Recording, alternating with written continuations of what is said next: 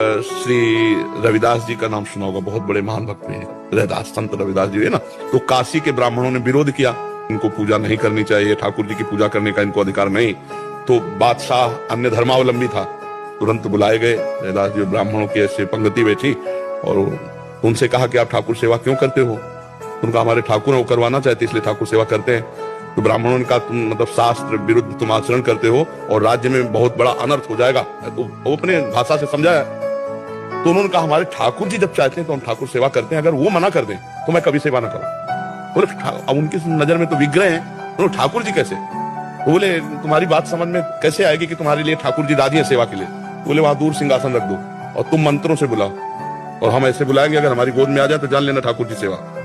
तो जो ठाकुर रविदास जी के थे वो सिंहासन में से दूर रखे गए। उन्होंने शुरू किया मंत्र, कुछ नहीं, और भाव में भरकर कहा प्रभु जी ही ऐसे कहा तो सिंहासन ऐसे जैसे उड़ के आए ना, छाती से लग कर तुम अन्यथा कर तुम भगवान। तो ब्राह्मणों ने फिर बात रखी कि ये इनके ठाकुर ने कुछ जादू टोना किए होंगे, हम अपने ठाकुर लाते हैं। तो अपने ठाकुर लाए और मंत्र बादशाह के सामने, पर फिर जे ही ऐसे भाव में किया ठाकुर। हाँ, महान संत मन चंगा उन्हीं का सूत्र है। तो कठौती में सबरी जी के पास भगवान गए, सबरी जी की स्तुति की और वहां भगवान ने अपने श्रीमुख से कहा जाति पाति कुल कर्म धर्म का इसका में कोई संबंध नहीं, मानो